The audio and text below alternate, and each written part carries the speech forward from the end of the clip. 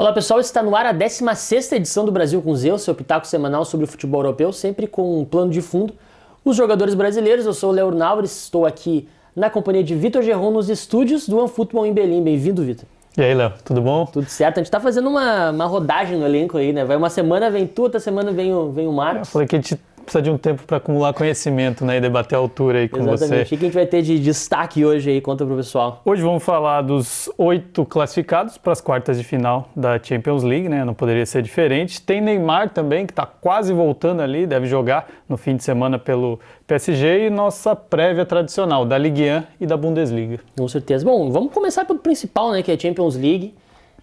Tivemos os últimos 4 jogos aí, né, com os 4 classificados para as quartas, né, uma redundância tremenda essa minha fala. Mas enfim, os jogos dessa semana não foram muito bons, né? Não teve muita emoção, assim, eu não gostei muito. Não teve nenhuma surpresa, porque os times que pareciam que já encaminhariam a vaga realmente confirmaram o favoritismo, então foi diferente da outra semana que a gente teve emoção com o Porto, com o Borussia Dortmund. Dessa vez foi mais o que a gente já esperava, né? Exato. Bom, começando por terça-feira, o Real Madrid ganhou da Atalanta por 3-1. Vinícius Júnior teve uma participação boa, né? Inclusive, o jornal Marca colocou ele como um dos 3 melhores em campo, né? Ele, o Benzema e o Sérgio Ramos. Eu achei levemente exagerado, mas não sei o que estou falando, né? O jornal Marca tem que respeitar, então tu concorda com isso? O que tu achou da partida, assim? Eu acho que o Vinícius Júnior foi bem, o Real Madrid como um todo também já pega... Era o favorito, né, do confronto. A Atalanta já não é mais aquela Atalanta que a gente viu. Caiu muito. Caiu bastante.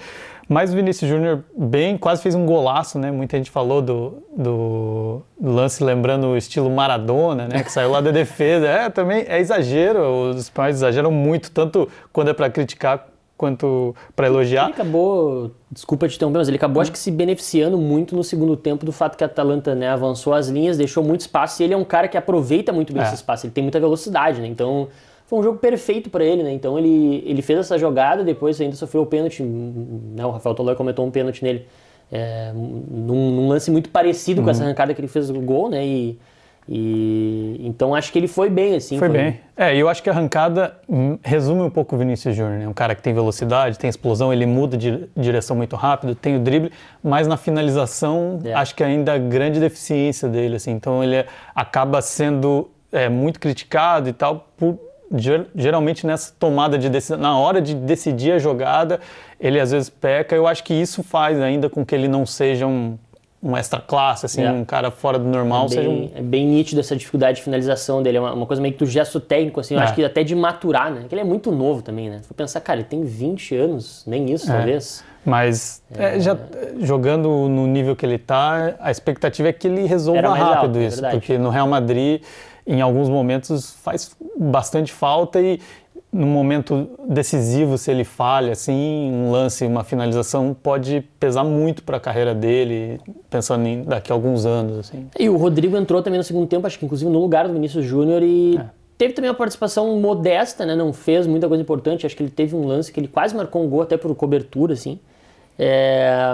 Mas também não foi aquela coisa que a gente espera. Eu acho que o Real Madrid chega um pouco daquilo que tem sido, né, essa temporada, altos e baixos, mas enquanto vai pegando adversários inferiores, vai passando, já está nas quartas de final, que também o Real Madrid é sempre um gigante ali, que se você deixa, dependendo do cruzamento que pega, é um perigo, pode encaixar o Benzema em ótima fase, né? Não, e outra coisa, né, os 3 títulos em sequência do Real Madrid, né, com o Cristiano Ronaldo, também não foram temporadas que o Real Madrid estava voando assim na Liga e também na Champions, era sempre uma coisa meio de altos e baixos, e não vamos lá, e é que tem tanto jogador bom assim que é time copeiro, como a gente diz lá quando no você Sul, né? Que tem até essa coisa de time saber jogar Copa, né? E tem jogadores que sabem jogar Copa, né? Que crescem em momentos decisivos, tem mentalidade, né? Que tem muita gente que fala, não, isso aí não importa, o cara tem que ser bom. Cara, tem jogador que tem mentalidade de Copa, assim, de decisivo. Ele pega a bola, bota debaixo do braço e fala assim, eu vou decidir, daqui toque em mim, né? Então, muito jogador acostumado até a ganhar Champions, né? Ainda nesse elenco, então é óbvio que a partir dessa fase, assim, começa a pesar bastante isso. Também acho que o Real Madrid não é dos meus favoritos, mas ninguém pode falar que fica surpreso se o Real Madrid chegar numa final, for campeão, porque, como você disse, o histórico recente mostra que eles são bem capazes, né, de conseguir esse tipo de... né? Bom, e a Atalanta teve o Rafael Tolói, como a gente comentou, que cometeu o pênalti e, né, cometeu alguns erros, né? O goleirão entregou o primeiro gol pro Benzema, pro Modric, na verdade, depois acabou saindo o gol do Benzema, né? Como você falou, a Atalanta na necessidade de virar, de fazer gols, se expõe mais e daí pro Tolói também, para a linha de defesa, fica muito mais difícil, né? Você fica muito exposto, você pega jogadores velozes assim para marcar, é natural que fique mais difícil e quando os erros acontecem e estouram ali na zaga, passe errado, que você não tem como dominar fácil a bola, assim, e daí você pega um Vinícius Júnior voando também, fica muito complicado, não é só culpa do Tolói, mas acaba estourando na defesa da Atalanta, que sentiu, né, e fica um pouco decepcionante, assim, muita gente tinha a expectativa da Atalanta repetir e tal, mas não dava. Eu já tinha dito antes, até nas nossas prévias da Champions, no podcast lá de dezembro, já tinha dito que a Atalanta achava que era certo que ia cair, assim, porque o time estava em decadência, né? Tava indo cada vez mais pro buraco, assim, que é diferente de outras equipes que até, né, podem ser surpresas, mas estão numa ascendência, né? Talvez o Porto seja um exemplo bom. Então... Mas enfim, menos surpreendente ainda foi a vitória do City contra o Gladbach, né? Eu acho que esse jogo foi ainda mais modorrento. Muito fácil, assim, muito dominado pro City, né? Tinha uma vantagem muito confortável.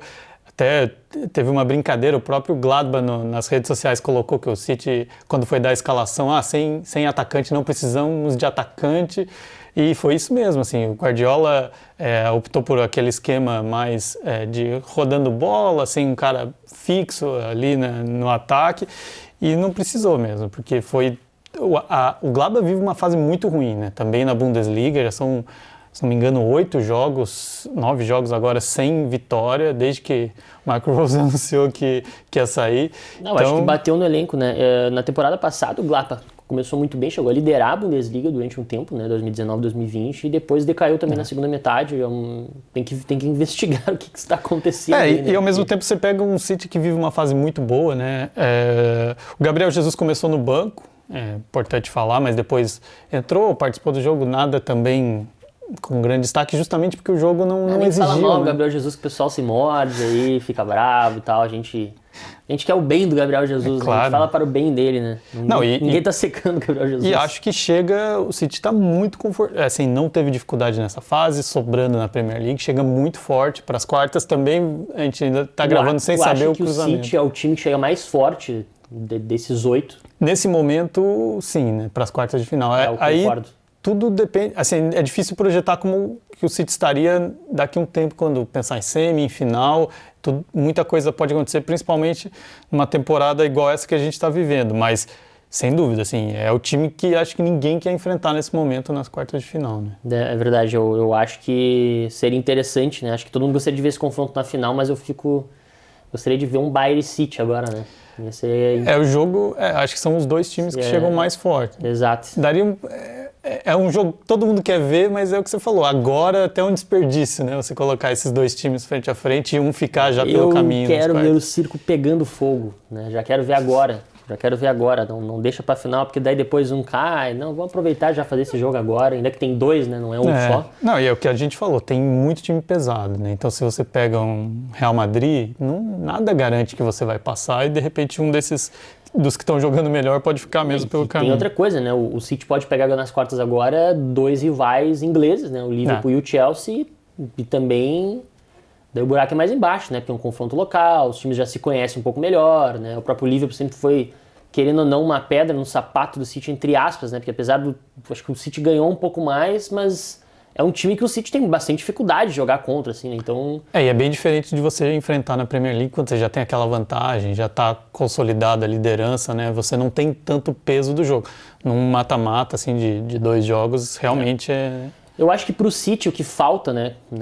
E isso inclusive foi falado pelos próprios jogadores, pelo próprio Guardiola na última temporada, é essa mentalidade vencedora de Champions, né? De tu chegar no momento e decidir, né? E não falhar no momento decisivo. Tem alguns jogadores que não conseguem, na hora H, corresponder, né? Então, para mim esse é o grande desafio no City, porque eles são o time que está melhor jogando a temporada, isso eu acho que é indiscutível, né? Não é à toa que chegaram uma sequência aí incrível de vitórias. Mas tem aquela coisa, né? Nunca venceram, né? Que é o contrário do que a gente falou do Real Madrid, essa pressão, né? Tipo, precisamos ganhar uma Champions, é o que falta para coroar o trabalho, né? Então... a partir do momento em que você ganha esses jogadores De Bruyne e tal, pegam essa... acabam com essa, né, de não conseguir ganhar a Champions League, tudo muda e acho que daí o City já estaria muito mais forte, já não tivesse esse peso, seria muito mais fácil de ganhar a Champions de novo, mas a primeira realmente é muita pressão, né? Bom, pode falar. Eu ia falar. Bom, já que a gente está falando do Bayern também, né? O Bayern ganhou de 2-1 da Lazio ontem, né? A gente está partindo de cada jogo fica mais monótono a nossa discussão aqui, né? Porque o Bayern também não deu muita chance para azar, ficou aquela coisa, abriu 2-0, acabou tomando um gol no fim, mas... O Bayern no primeiro jogo já tinha... Eu até comentei que parecia que estava jogando contra um time juvenil, assim, quando jogou com a Lazio. E jogando fora, você faz 4-1, muito tranquilo, assim. Ontem foi passeio, assim, foi tranquilo, administrando total, sem forçar nada. E mesmo assim, fez o primeiro gol de pênalti com o Lewandowski, depois fez o segundo, tomou no final, mas está muito seguro o Bayern. Eu acho que até a gente falou que o City vive a melhor fase, sem dúvidas, mas o Bayern, às vezes, me dá a impressão até que ele não tá até se poupando, assim, sabe? Não tá forçando, porque quando precisa, o time responde. Eu acho que o Bayern tem melhor time no papel, né? Se tu for olhar, eu acho que é um time melhor que o City. Mas, comparativo, assim, no 11 contra 11, né? Mas o City tá jogando melhor, né? Essa é a minha opinião, digamos. Eu acho que o Bayern é muito seguro, assim, do que faz. Então, claro que pode não vir a ser campeão de novo, mas dá a impressão que é um time que sabe exatamente o que faz, quando fazer, assim, e eu acho que esse time crescendo, assim, vai entrar numa fase final de temporada agora. Se continuar jogando como tá, tem uma Bundesliga um pouco mais apertada, mas que já começa também a consolidar a liderança. Junto com o City, assim, é o grande favorito mesmo, porque ao contrário do City, já tem uns jogadores que acabaram de ser campeões, é praticamente o mesmo time, assim, ele sabe exatamente o que fazer, quando fazer. Você põe, quando joga o Zule na lateral direita, ele joga bem, sabe? É o cara que... Os caras entendem muito o modelo, né? Então, exato, facilita. Tem muito consolidado essa ideia do Flick no Bayern. Eu acho que eles são um time muito forte, assim, muito difícil. Por isso que...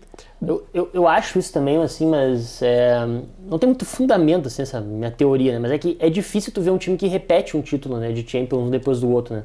Teve o Real Madrid, que a gente fala muito dessa questão da mentalidade. Por isso que eu não acho, assim, que o Bayern é o franco favorito, digamos, para ganhar essa próxima Champions aí que tá em andamento, né? Eu apostaria mais no City, porque eu acho que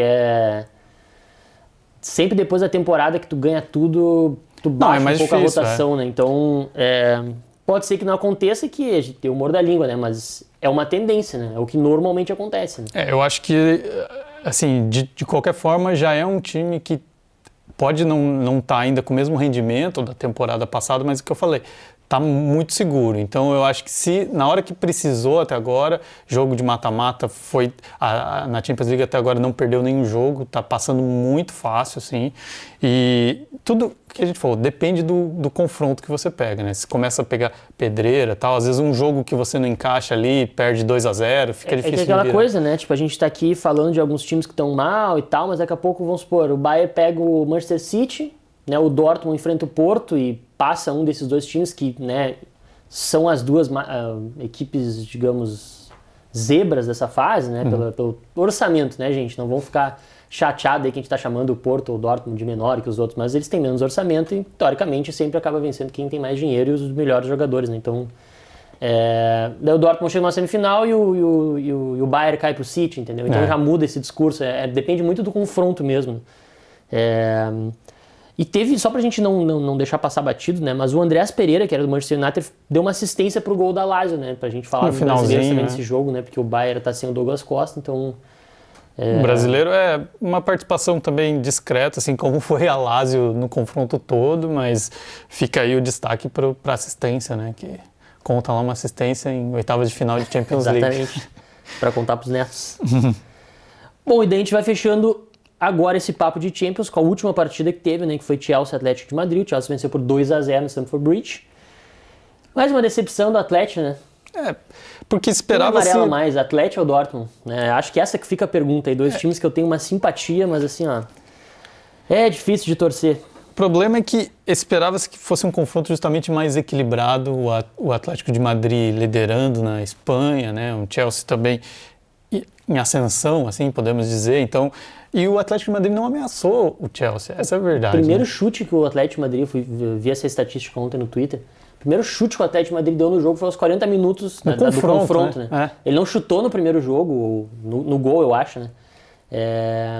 E daí foi chutar aos 40 minutos do primeiro tempo, ontem no caso, né? Estamos gravando isso quinta-feira. É muito decepcionante e a gente tem que entender o impacto que vai ter para o Atlético de Madrid, até na Liga Espanhola, essa derrota, assim, né?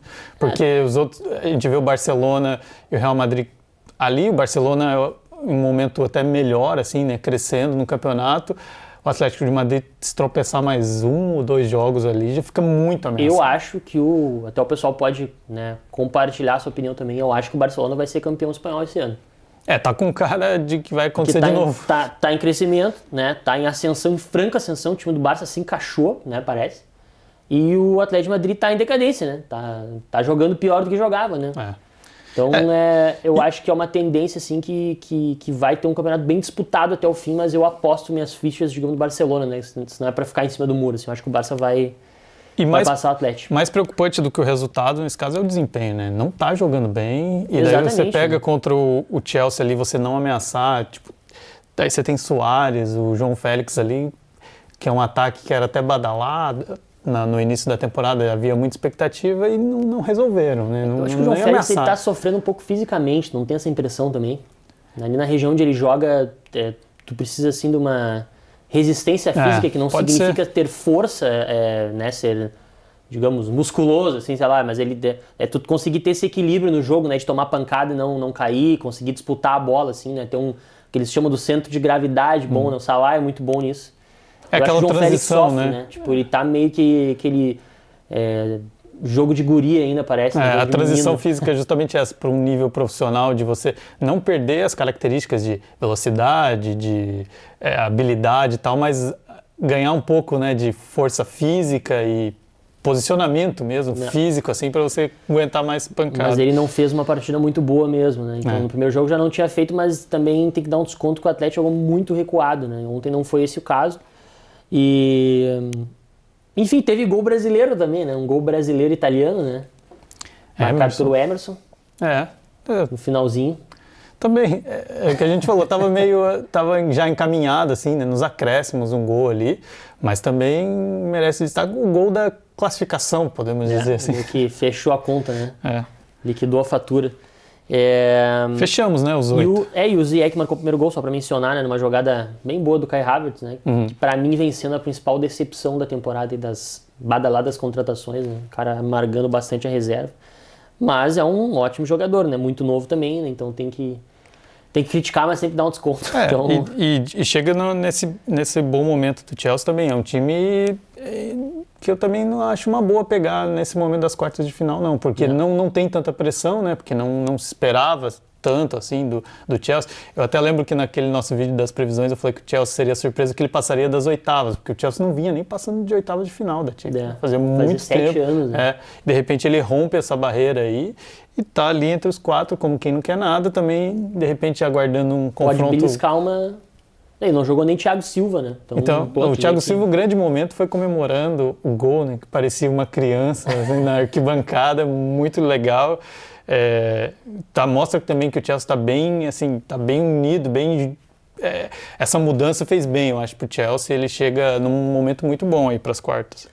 Bom, então fechamos os 4 confrontos que faltavam, né? Agora é só pra gente passar todo mundo que está classificado para as quartas da Champions, né? Real Madrid, Manchester City, Bayern de Munique, Chelsea, Liverpool, PSG, Dortmund e Porto. E a gente já fica com uma pergunta que vocês podem participar aí também nos comentários. Eu já vou perguntar pro Vitor, né, e também dar a minha resposta, que é: qual o time mais fácil dessa lista e o mais difícil?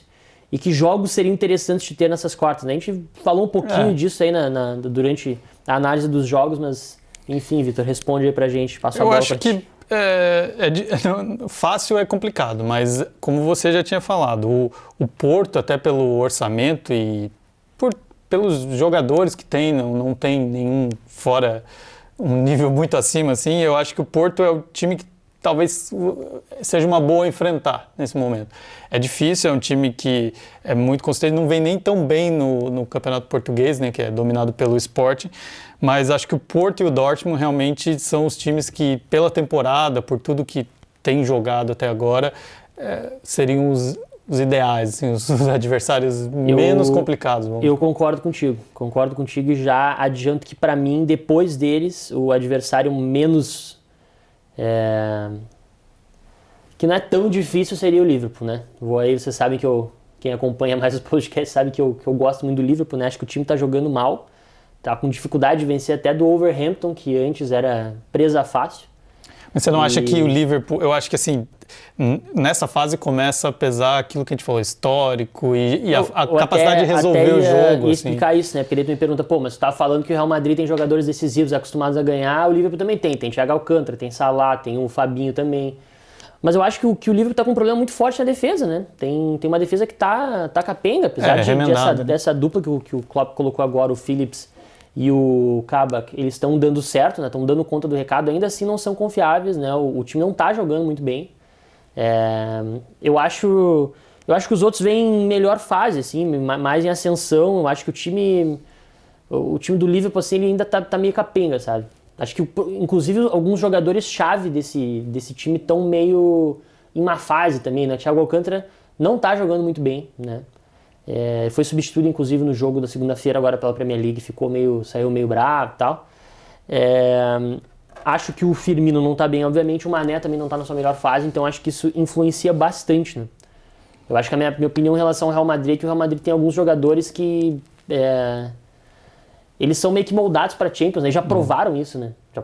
Modric, Sérgio Ramos. Depende menos de fase, assim. Benzema. Né? Exatamente. São caras com mais uma mentalidade assim, um pouco diferente, sabe? Eu acho que o Liverpool, se voltar algum dos zagueiros, eu acreditaria mais. Mas então, essa momento... é a expectativa, né? Se tivesse uma zaga um pouco mais confiável, eu acho que poderia incomodar. E daí a gente falou dos mais fáceis da lista e as pedreiras, é difícil fugir, né? De Manchester City e Bayern de Munique, eu acho que são os dois grandes favoritos aí. Como a gente falou, né? Acho que Manchester City é o principal, Bayern de Munique também, quase empatados os dois aí.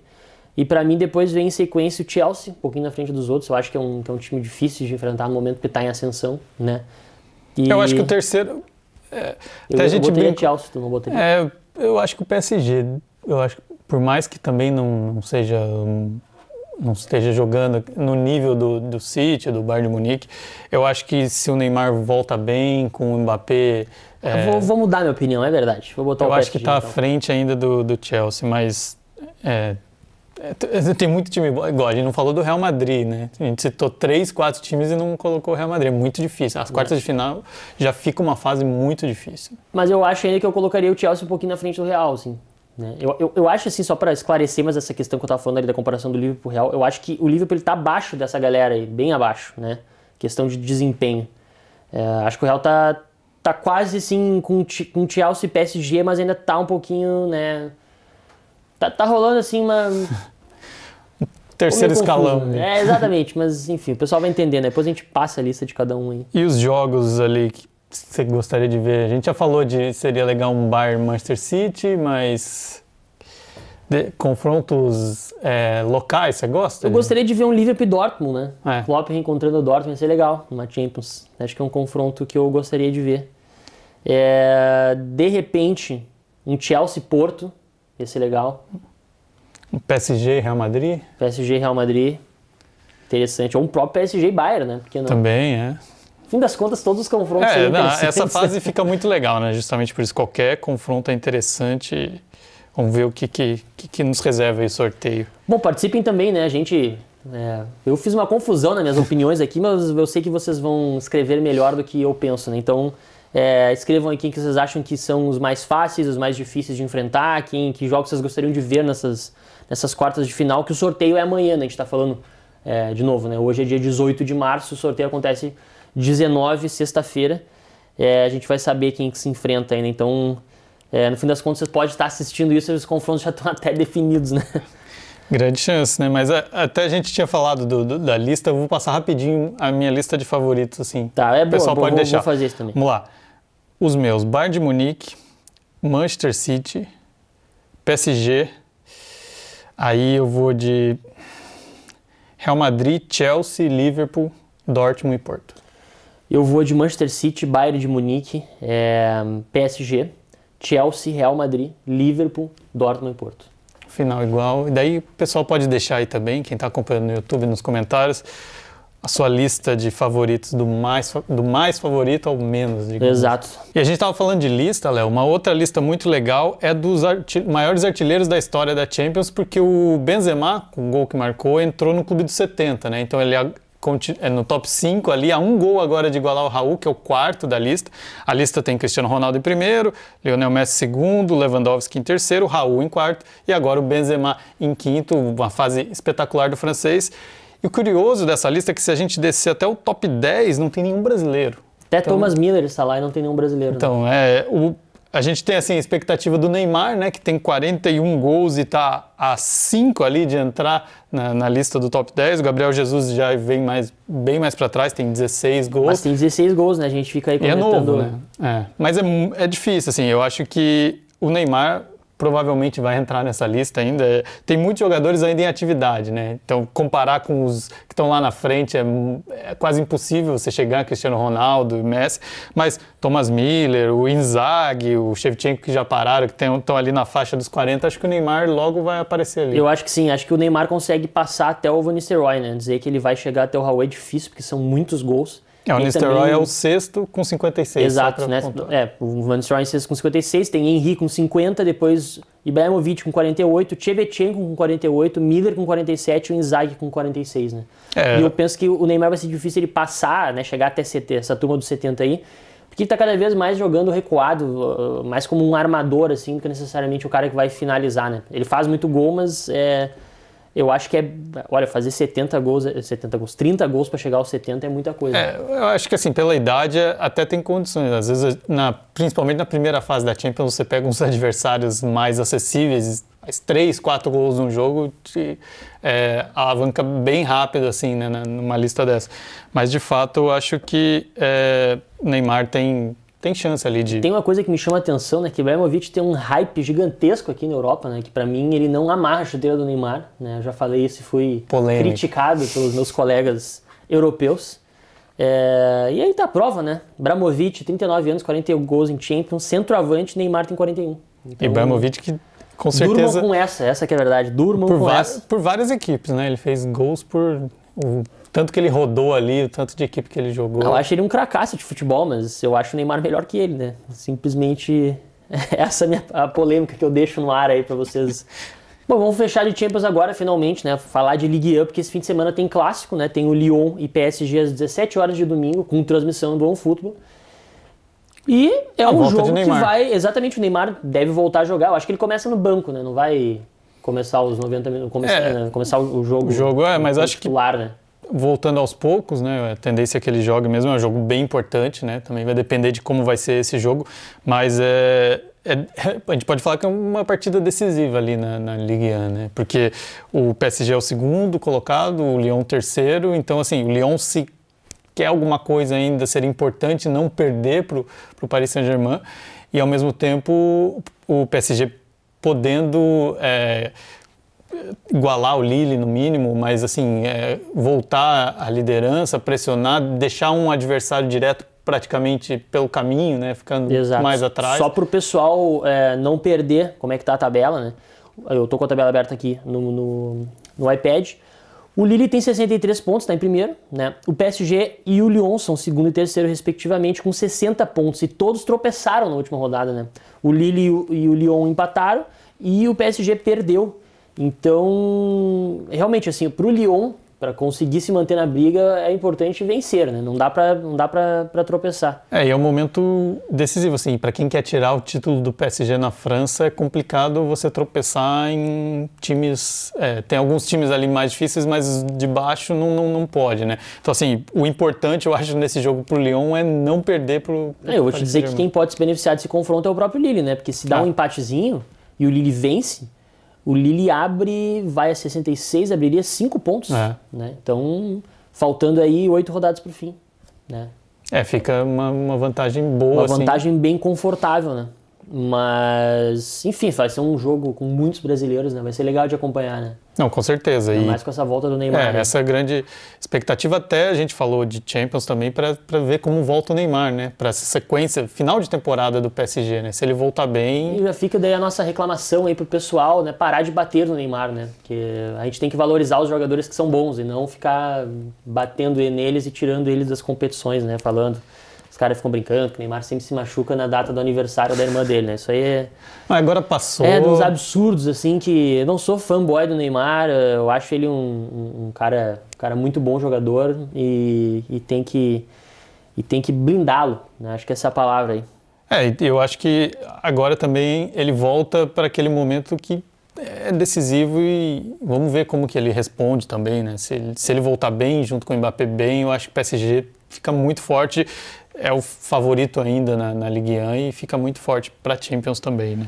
Com certeza. Bom, então vamos dar uma passada de como vai ser a rodada, né, e a transmissão dos jogos pelo OneFootball, né? Vou aproveitar para ler aqui, então, para vocês anotarem também. Então, na sexta-feira, às 17 horas, tudo horário de Brasília, tá, gente? Tem o Saint-Étienne e o Mônaco, com narração de Luiz Alano e comentários de Gustavo Ribeirão. Daí, no sábado, a gente vai ter o Nice e Olympique de Marseille, um bom jogo também, com narração de Silva Júnior e comentários de Flávio Pereira. E daí no domingo tem a dobradinha, né, às 13h05, Lille e Nimes, com narração de Rodrigo Matar e comentário de Paulo Lima. E daí às 17 horas, Lyon e PSG, com narração de Marco de Vargas e comentários de Mauro César Pereira, pra gente fechar a Ligue 1, né? Então assistam esse jogo porque realmente vai estar muito bom, né? Vai ser o jogo mais decisivo que a gente vai ter, eu acho que na Ligue 1 até o momento, né? É um domingo muito legal, né, para quem está acompanhando a Ligue 1. Exato. Bom, daí vamos de Bundesliga agora, né? A gente precisa falar de Bundesliga também. A gente estava com esperança de que ia ser disputado essa reta final de campeonato, mas o Bayern já fez o favor de, né, disparar já com 4 pontos aí na frente do Leipzig. E é difícil que perca, né? Eu já acho bem difícil. Eu acho que quando abre assim, se fosse o contrário, né, a gente poderia dizer que estava em aberto, assim, que poderia, talvez o Bayern não chegasse, mas quando é o Bayern primeiro, já abre 4 pontos.